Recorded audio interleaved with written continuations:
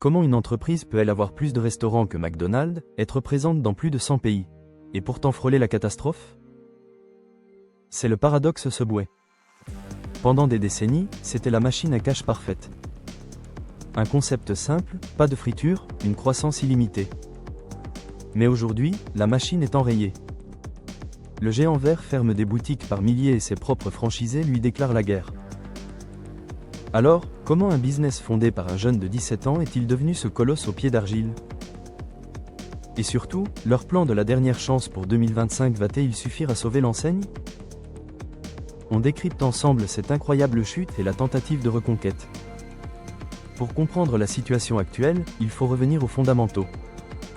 L'histoire de Subway, c'est celle d'une ascension fulgurante démarrée en 1965 dans le Connecticut. Le coup de génie de Fred DeLuca, son fondateur, c'était la personnalisation. Contrairement aux burgers standardisés de McDo, chez Subway, vous êtes le chef. Le repas est préparé sous vos yeux. C'est transparent, c'est rassurant. Ce modèle a explosé grâce à une stratégie agressive, le 100 PER sans franchise. C'est ce levier qui leur a permis de mailler le territoire à une vitesse folle et de s'installer partout, même dans des petits espaces où on ne peut pas installer de friteuse. Pendant des années, Subway avait tout pour plaire. La personnalisation totale, une image santé avant l'heure et une accessibilité imbattable. Mais la machine s'est grippée. Aujourd'hui, ces forces historiques se sont retournées contre eux. En France comme à l'international, le chiffre d'affaires a toussé et des centaines de points de vente ont baissé le rideau. Pourquoi? Parce que le monde a changé.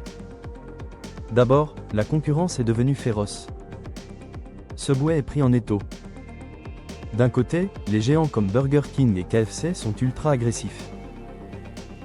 De l'autre, on voit l'essor du fast casual avec des enseignes comme Chipotle ou les boulangeries modernes qui proposent du vrai, frais, souvent bio et plus qualitatif. Face à eux, l'image healthy de Subway a pris un sacré coup de vieux. Ensuite, il y a le problème interne. Le modèle franchise, qui a fait leur gloire, crée aujourd'hui des tensions énormes. Les redevances sont jugées trop élevées, les marges des restaurants se réduisent, et cette colère du réseau fragilise toute la structure. Et soyons honnêtes, il y a aussi un problème d'expérience client. Le concept même de devoir choisir chaque ingrédient, un par un, a fini par créer ce qu'on appelle de la fatigue décisionnelle. Parfois, on veut juste commander un bon sandwich rapidement, sans avoir à passer un interrogatoire sur le type de pain, de fromage ou de sauce. Alors, est-ce la fin du roi du sandwich?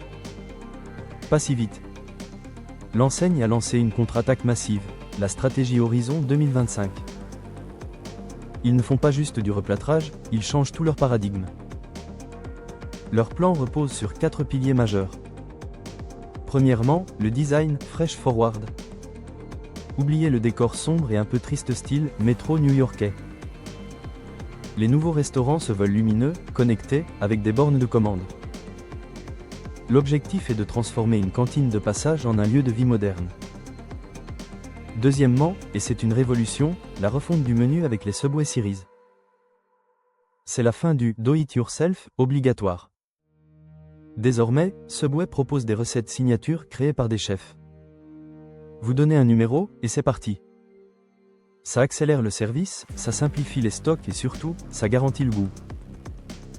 Troisièmement, la digitalisation. Subway met enfin le paquet sur la data.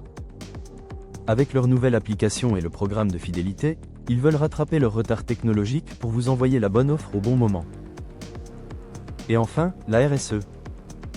Pour séduire le consommateur de 2025, Subway verdit son image.